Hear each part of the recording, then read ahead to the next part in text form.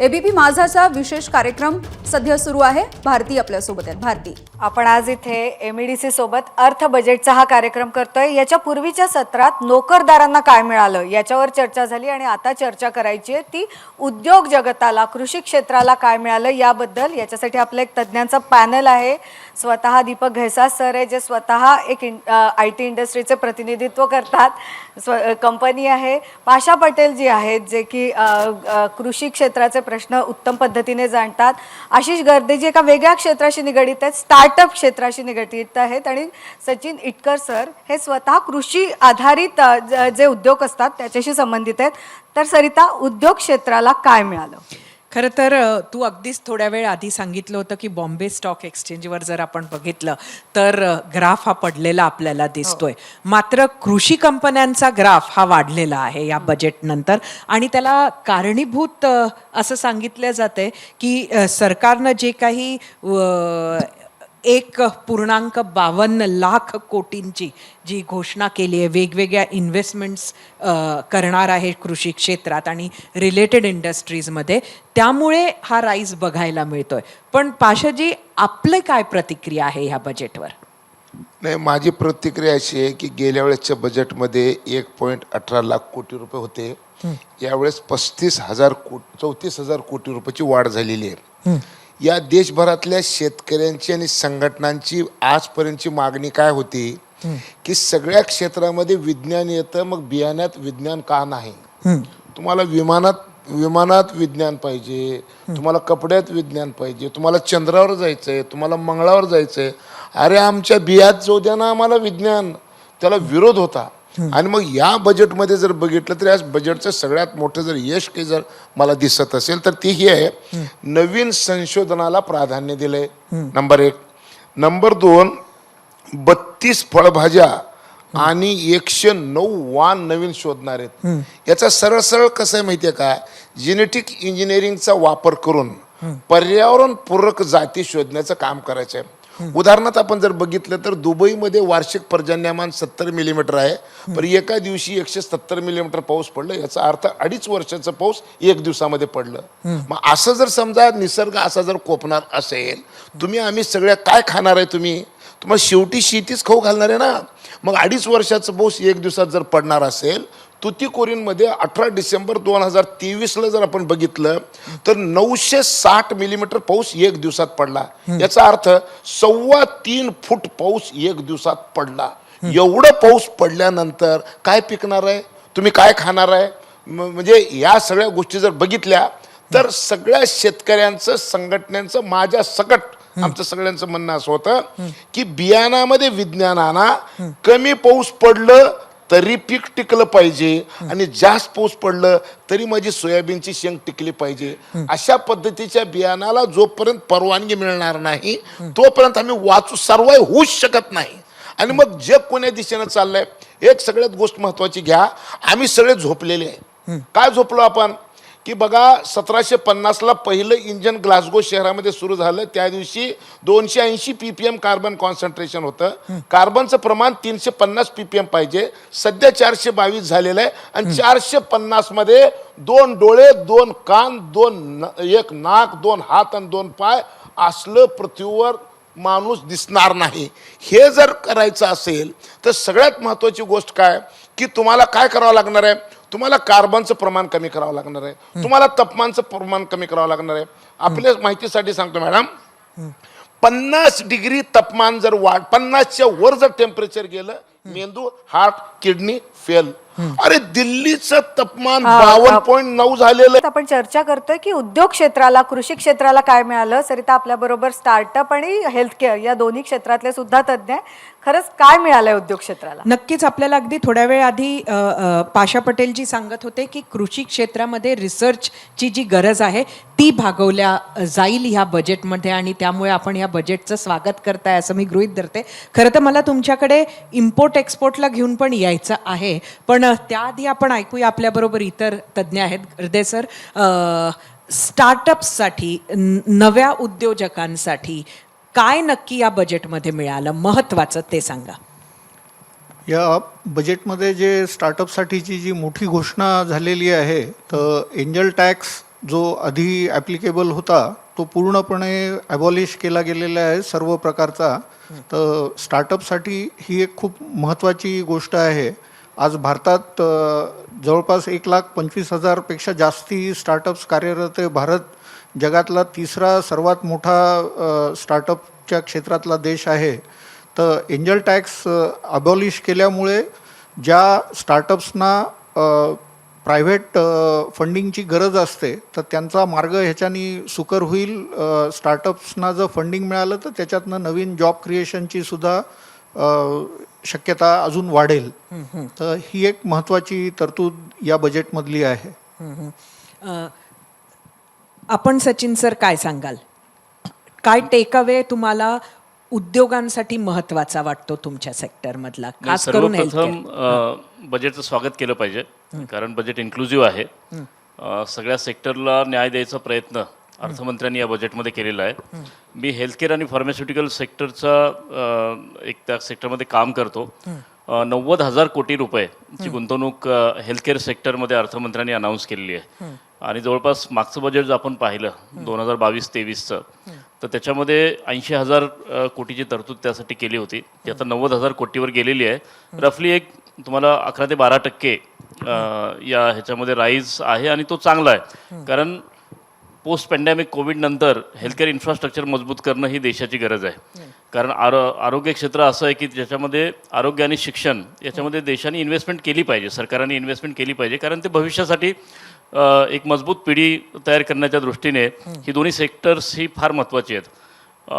यामध्ये digital infrastructure असेल, hospitalise जे आत्ताचे गव्हर्नमेंटचे हॉस्पिटल आहेत त्यांचं मॉडर्नायझेशन असेल, आणि त्यासोबतच नवीन मेडिकल कॉलेजेस ज्याच्यातून अजून तज्ज्ञ डॉक्टर्स निर्माण होऊ शकतील.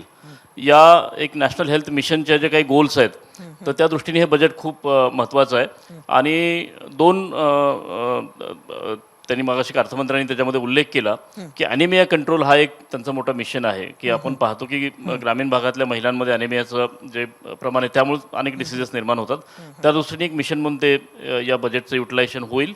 आणि इन्फंट मोर्टॅलिटी रेट जो आहे की तो आपल्याला जे आपण चांगली प्रगती केलेली आहे त्याच्यामध्ये, पण अजून तो कसा रिड्यूस करता येईल या दृष्टीने निश्चित पुढच्या या बजेटच्या जे काही ॲलोकेशन झालेत त्यातून निश्चित प्रयत्न केले जातील.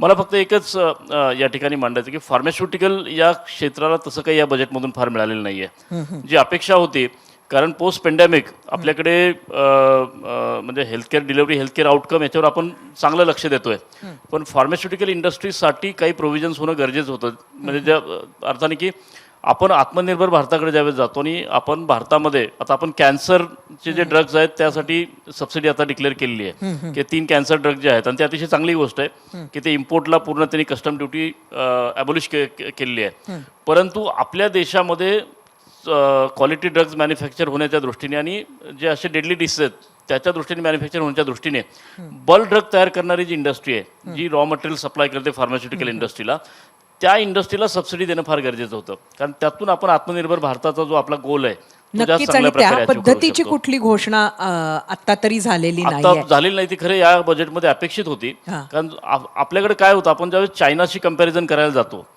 पण आपण फॉर्म्युलेशन्समध्ये आत्मनिर्भर झालेलो आहोत. म्हणजे आपण आपल्याकडे जेनेरिक इंडस्ट्री चांगली आहे, आपण चांगल्या क्वालिटी फार्मास्युटिकल्स बनवतो, पण त्याला लागणारी रॉ मटेरियल जे आहे ते आपण 80% चायनातून इम्पोर्ट करतोय. तर जोपर्यंत आपण ही रॉ मटेरियल आपल्या देशात बनवणार नाही आणि म्हणजे खरं तर तुमचं म्हणणं असं आहे की कुठेतरी आपल्या बजेटचा फायदा हा चायनाला होतोय. या आधीच्या सत्रात सुद्धा अशा पद्धतीचा एक सूर आम्ही ऐकला. आपण एक गोष्ट मान्य केली पाहिजे की अनेक गोष्टींवर इम्पोर्टवर आपण चायनावर डिपेंडंट आहोतच. अनेक sector, not only pharma healthcare पण बाकी सेक्टरमध्ये. आणि ती डिपेंडन्सी काही काळ राहणार आहे. ती टप्प्याटप्प्याने जर कमी करायची असेल तर इथली जी रॉ मटेरियल इंडस्ट्री त्याला आपण बळकट केलं पाहिजे. आणि त्या दृष्टीने आम्ही अपेक्षित केलं होतं की फार्मास्युटिकल इंडस्ट्रीला जर बूस्ट द्यायचा असेल तुम्हाला, तर बल्क ड्रग जे रॉ मटेरियल बनवले जातात ते आपण 70-80% आपण चायनातून आणणार असू, तर मग आपण फिनिश प्रॉडक्ट इथं जो बनवतो तर त्याला थोडे लिमिटेशन येतात कॉस्ट वाईज. त्याच्यामुळे इथल्या रॉ मटेरियलच्या प्राइसेस कमी करण्याच्या दृष्टीने सरकारने जर त्या इंडस्ट्रीला काही सबसिडी दिली तर निश्चित एक चांगली म्हणजे फार्मास्युटिकल इंडस्ट्री आपण या देशामध्ये निश्चित ती खूप चांगल्या पद्धतीने प्रोग्रेस होते अजून चांगल्या प्रकारे, आणि त्याचं अल्टिमेट लिंकेज जे आहे ते हेल्थकेअर आउटकमशी आहे, ओव्हरऑल हेल्थकेअर मिशनशी आहे. नक्कीच. गैसास सर, मी आपल्याकडे येते. आपण सकाळपासून आम्हाला वेगवेगळे विषय समजावून सांगत आहात अर्थ बजेटचा मध्ये. आता आपण उद्योगाला धरून वेगवेगळ्या घोषणा ऐकल्या, अगदी टेलिकॉम सेक्टरपासून तर न्यूक्लिअर रिॲक्टर्सपर्यंत. महत्त्वाचा टेकअवे तुमच्यासाठी काय आहे? बराच आहे, कारण मुख्य म्हणजे एम्प्लॉयमेंट जनरेशन हा मुख्य भाग आहे त्यातला. की एम्प्लॉयमेंट जनरेशन व्हायचं असेल तर GDP वाढायला पाहिजे, इंडस्ट्री वाढायला पाहिजे. आणि आता इकॉनॉमिक सर्व्हेमध्ये आपल्याला दिसून आलं की साधारण 9.5% वाढ झालेली आहे इंडस्ट्रियल सेक्टरची, while service sector has grown only 6%. त्यामुळे इंडस्ट्रियल ग्रोथ वाढणं जरुरी आहे. आणि त्याच्याकरता मला वाटतं त्यांनी 2-3 भागांचा विचार करायला पाहिजे. एक MSMEला त्यांनी लक्ष दिलं पूर्ण, आणि MSMEच्या दृष्टीने ते वाढवण्यासाठी, कारण MSME ही सर्वात जास्त एम्प्लॉयमेंट क्रिएट करते मोठ्या फॅक्टरीजपेक्षा सुद्धा.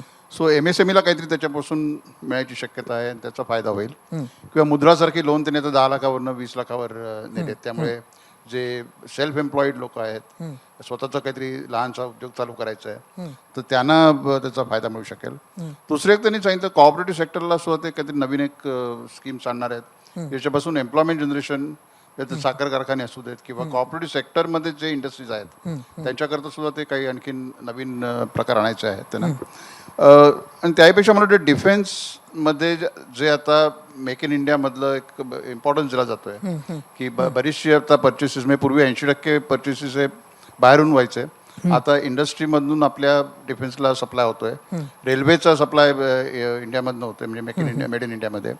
तर त्या गोष्टींचा मला वाटतं इंडस्ट्रीला नक्की त्याचा फायदा मिळेल. नवीन एम्प्लॉयमेंट करता आता 15,000 रुपये EPFला किंवा असं जे काय एक इन्सेंटिव्ह त्यांनी जाहीर केला आहे, त्यामुळे परत लोक आणखीन घेण्यासाठी किंवा नवीन फर्स्ट टाइम एम्प्लॉयमेंट घेण्यासाठी जास्त फायदा मिळेल. स्टार्टअपला त्याचा नक्की फायदा मिळेल.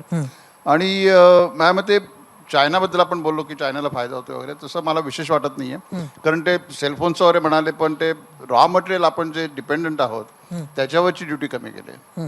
त्यामुळे ते इंडियन मॅन्युफॅक्चररला त्याचा फायदा होईल, कारण ते कॉम्पिटेटिव्हनेस तयार होईल त्याच्यामध्ये. आणि जगभरात आता सध्या China+1 पॉलिसी सगळीकडे राबवली जाते की चायनाचे गेल्या 10 वर्ष की 5 वर्षातली परिस्थिती बघून आणि पुढच्या 5 वर्षात काय व्हायची शक्यता आहे तिकडे बघून बरेचसे इंटरनॅशनल मॅन्युफॅक्चरर्स हे भारतात यायचा प्रयत्न करत आहेत. आणि मिनिस्ट्रीपासून ते आमच्या IITs पर्यंत लोक आम्ही एक लिस्ट तयार करतोय की ज्याच्यामध्ये चायनामधले काय रिप्लेस करू शकू आपण चायना मॅन्युफॅक्चरिंग. आणि ते मॅन्युफॅक्चरिंग इकडे चालू करण्यासाठी प्रमोशन जास्त जोरात चालू आहे. टेक्नॉलॉजिकल मदत दिली जाते कारखान्यांना, फॅक्टरीजना. आणि त्याच्यापासून हा मला वाटतो जो China+1 किंवा आता Europe+1 पण सुरू झालाय, कारण युरोपमध्ये एनर्जी फार कमी प्रमाणात मिळते आणि खूप महाग आहे. त्यामुळे त्या केमिकल फॅक्टरी सुद्धा आता जर्मनीमधल्या इंडियात यायची शक्यता आहे. तर त्या दृष्टीने भारताला काय करता येईल. आणि मला वाटतं सोलरवर सुद्धा बराच भर दिलेला आहे. सोलारवरही बराच भर दिला, कारण ते एन्व्हायरमेंट आपली कमिटमेंट आहे. सोलार विंड एनर्जी आहे त्याच्यामध्ये. आणि याच्यामध्ये टेक्नॉलॉजीचा वापर जास्तीत जास्त करणं. नक्कीच. मी पाशा पटेलांकडे परत येते. पाशाजी, एकंदरीत आयात निर्यात हे जे कृषी मालाची जी म्हणजे काही पॉलिसी बदल किंवा पॉलिसी चेंजेसची घोषणा अपेक्षित होती, त्यात अशा पद्धतीची तरी घोषणा आली नाही. आणि आपण सातत्यानं बघतो की आपल्या देशामध्ये आणि खास महाराष्ट्रामध्ये आयात निर्यातीला घेऊनच सतत आंदोलनं सुरू असतात. मग तुम्ही समाधानी म्हणायचं का? नाही, या संदर्भामध्ये एक घोषणा आता केंद्र सरकारने जी केली आहे ना, पल्सेस आणि ऑइलसीडमध्ये आम्ही स्वयंपूर्ण होत, ही अभिनंदनीय गोष्ट आहे की सरकारने दिशा स्पष्ट केली की ऑइलसीडमध्ये आणि पल्सेसमध्ये आम्हाला स्वतंत्र व्हायचं आहे. माझ्या दृष्टीने 230 लाख मेट्रिक टन खायचं तेल लागतं आपल्या देशाला आणि 70 लाख मेट्रिक टन आपण आयात करतो. एवढं म्हणजे आपण 70 लाख मेट्रिक टन तयार करतो आणि 130 लाख मेट्रिक टन बाहेरून आणतो, तरी सुद्धा शेतकरी रस्त्यावर आहे. मग त्याचं कारण काय आहे की सध्या सगळ्या राजकर्त्यांना काय वाटतंय की माफ करा मला, मी जरा हा शब्द चुकून बोललो का बरोबर बोललो मला माहित नाही, परंतु गरीबाला तेल स्वस्त खायला मिळण्यासाठी आम्ही तेल म्हणजे ऑइलसीड जे बनवणारे लोक आहेत त्याच्यावर अन्याय करतो असं दिसू लागलेलं आहे. मी ॲग्रिकल्चर प्राईस कमिशन महाराष्ट्राचा दुसऱ्यांदा चेअरमन झालोय.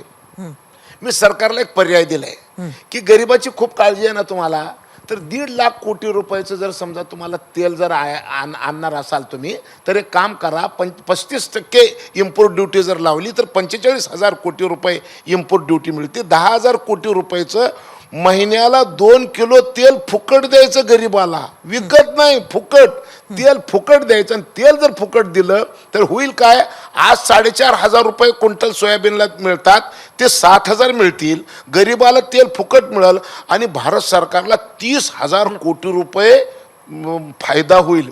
म्हणजे सगळ्याचं भलं, शेतकऱ्याचं भलं, खाणाऱ्याचं भलं, सरकारचं भलं. मग जर आणि त्याच्यात स्वयंपूर्ण होत आपण. आणि मला ना रवी बोरटकरांकडे जायला आवडेल, कारण बिलकुल. मागच्या सेशन नाही, मध्ये मला फक्त अशा पद्धतीनं काहीही फुकट देण्याचा विरोध त्यांनी केला होता. नाही, मला फक्त बोरटकर साहेबांवर जायच्या आधी एकच सेकंद मी तुम्हाला एक विनंती करतो. एक गोष्ट लक्षात घ्या बरं का, आपण सगळ्यांसाठी तुम्हाला एक गोष्ट सांगतो. या बजेटमध्ये माझ्या मनाला, मी एक 50 वर्ष रस्त्यावर काम करणारा कार्यकर्ता आहे, या बजेटमध्ये मला काय आनंद आहे सांगू का तुम्हाला. निसर्गाचा समतोल सांभाळून प्रगती करण्यासाठी जे तंत्रज्ञान, त्या तंत्रज्ञानावर अधिक भर द्यायचं आहे. म्हणजे निसर्गाला सांभाळायचं प्रगती करताना. आतापर्यंत काय झालंय, एकच मिनिट हा बोरटकर, आतापर्यंत काय झालंय, इंडस्ट्री म्हणजे काय, इंडस्ट्री म्हणजे ऑक्सिजन खाणे, कार्बन सोडणे आणि मग लोकांना लागणाऱ्या वस्तू तयार करणे. आम्ही जर ही मानव जात जर वाचवायची असेल तर तुम्हाला आता धोरण बदलावं लागणार आहे. काय, कार्बन खावं लागणार आहे, ऑक्सिजन सोडावं लागणार आहे आणि माणसाला लागणाऱ्या वस्तू बनवावं लागणार आहे. उदाहरणार्थ, माझा चष्मा आहे, प्लॅस्टिकवर टॅक्स वाढवलं, मला सगळ्यात आनंद वाटला. का, तर हे बांबूची फ्रेम देऊ शकतो मी, बांबूची नॅचरल फ्रेम. हे माझ्या हातात घड्याळ आहे, हे घड्याळ बांबूचं आहे, माझे सॉक्स बांबूचे आहेत. अरे निसर्गानं तुम्हाला एवढं भरभरून दिलेलं आहे, ज्याच्यात मानव जात वाचणारे आहे, मानव जात वाचणारे आहे, इंडस्ट्री बी वाढणारे आहे. हे सगळ्या इंडस्ट्रीवाल्यानं तुम्हाला मी नतमस्तक होऊन विनंती करतो, असल्या बी इंडस्ट्रीकडे चला, ज्या तुमच्याही पोराला ऑक्सिजन लागणार आहे, माझ्याही पोराला ऑक्सिजन लागणार आहे. आणि म्हणून आणि एकच शेवट म्हणून मी तुम्हाला सांगतो, इंडस्ट्री करा, अशी करा, तुमची मुलं बाळं वाचतील, माझी मुलं बाळं वाचतील, तुमच्याही मुलाला ऑक्सिजन लागणार आहे, माझ्याही मुलाबाळाला ऑक्सिजन लागणार आहे. आणि आता सगळे आता कडेला आलो, लक्षात ठेवा ऐकणाऱ्यानो आणि इथं सगळे इथं या हॉलमध्ये बसणाऱ्यानो, तापमान वाढीचा धोका म्हणजे पुन्हा एकच मिनिट घेतो मी.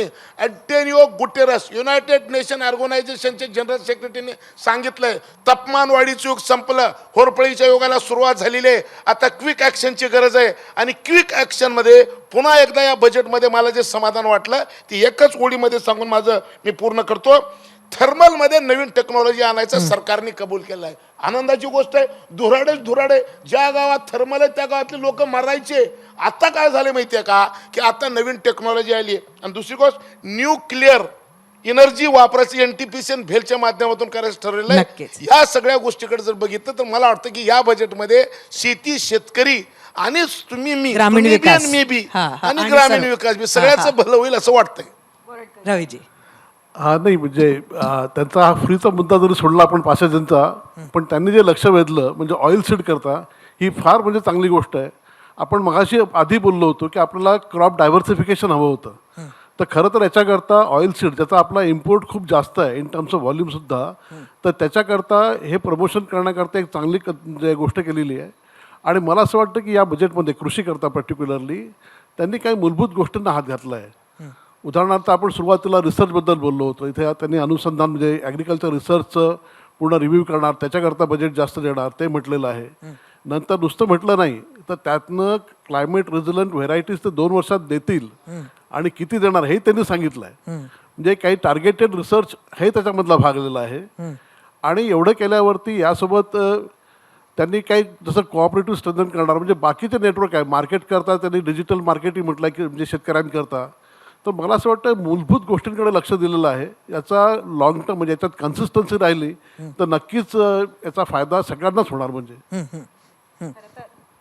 खरं तर आता आपण कार्यक्रमाच्या शेवटाकडे जातोय, मात्र एक मोठा उद्योग म्हणजे रिअल इस्टेटचा, त्याच्या प्रतिनिधी स्वतः उज्ज्वला हावरे मॅडम आलेले आहेत. खरं तर आम्ही चर्चा केली उद्योग क्षेत्राला काय मिळालं. तुमचा असा उद्योग आहे की तुम्हाला काय मिळालं आणि तुमचे जे ग्राहक आहेत त्यांना काय मिळालं हे फार महत्त्वाचं ठरत असतं. तुम्ही कसं बघताय या आजच्या बजेटकडे? मी आजच्या बजेटमध्ये असं बघितलं की मी माझ्या क्षेत्राबद्दल पहिले बोलेल की रिअल एस्टेट इंडस्ट्री आणि इन्फ्रास्ट्रक्चर डेव्हलपमेंट इंडस्ट्री ही सगळ्यात मोठी ॲक्च्युली एम्प्लॉयमेंट जनरेटिंग इंडस्ट्री आहे. त्याच्यामुळे आज मी जे ऐकलं की यूथसाठी जास्तीत जास्त एम्प्लॉयमेंट क्रिएट करण्यासाठी त्यांनी प्रयत्न केलेला आहे. त्याच्यानंतर इंटर्नशिप्ससाठी त्यांनी त्याच्यात भरपूर सोयी केलेल्या आहेत. 500 कंपन्यांना कितीतरी 1 कोटी इंटर्नशिप्स त्यांनी क्रिएट केलेल्या आहेत. तर ह्या ज्या 2 इंडस्ट्री आहेत आमच्या रिअल एस्टेट आणि इन्फ्रास्ट्रक्चर डेव्हलपमेंट, याच्यावर जर जास्तीत जास्त भर दिला तर मला असं वाटते की एम्प्लॉयमेंट खूप सारं जनरेट होऊ शकते आणि तिथे मोठा प्रॉब्लेम जो आहे देशात एम्प्लॉयमेंटचा तो सॉल्व्ह होऊ शकतो. तर माझी जी इंडस्ट्री आहे रिअल एस्टेट, ह्याला म्हणजे आम्ही बरेचदा आमच्या जे ऑर्गनायझेशन्स आहे त्याच्या थ्रू आम्ही डिमांड करत राहिलेलो आहे की आम्हाला इंडस्ट्रीचा दर्जा द्या, कारण इंडस्ट्रीचा दर्जा दिल्यानंतर फंडिंग वगैरे रेज करणं खूप सोपं जातं. तर ह्या गोष्टी इझी होतील, पण तो दर्जा तर काही अजून दिलेला नाही. But I am very happy की 3,000 करोड मला वाटते नाही 3 करोड ह्यांनी PMAY म्हणजे प्रधानमंत्री आवास योजनेच्या अंतर्गत घरं यावर्षी क्रिएट करण्याचं त्यांनी ठरवलेलं आहे. त्याच्यानंतर त्यांनी बरेचसे हे पण दिलेले आहेत की 2.2 लाख करोड्स हाऊसिंग अफोर्डेबल करण्यासाठी ते ॲलोकेट करणार आहेत, which is very good. But how they are going to do it, in what way they are going to do it, we have to wait and watch. त्याच्यानंतर I have to say some more things. त्याच्यानंतर काही गोष्टी त्यांनी अजून अशा सांगितलेल्या आहेत की म्हणजे स्टेट्सला त्यांनी बरेच हे दिलेले आहेत की तुम्ही ते सजेशन्स दिलेले आहेत की तुम्ही स्टॅम्प ड्युटीमध्ये रिडक्शन करा, which is good. But how the states are and when the states are going to implement it, that is again wait and watch. त्याच्यानंतर महिलांनी जर प्रॉपर्टीमध्ये इन्व्हेस्ट केलं तर त्याच्यात त्यांना काही फॅसिलिटीज सवलती देतील. तर ह्या सगळ्या गोष्टी वेट अँड वॉच आहेत. But still of course it is this budget is welcome as long as real estate आणि इन्फ्रास्ट्रक्चर डेव्हलपमेंटमध्ये जास्तीत जास्त लोक पार्टिसिपेट करतील. त्याच्यानंतर गव्हर्मेंटकडनं त्यांना सपोर्ट मिळेल. That is always good. Thank you.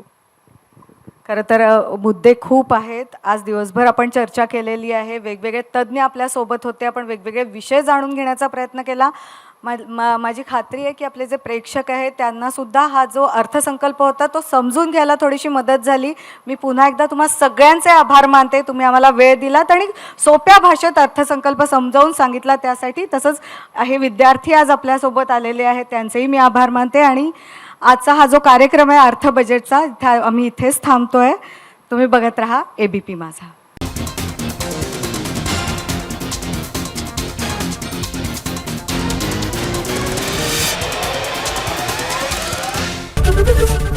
ABP माझा, उघडा डोळे बघा नीट.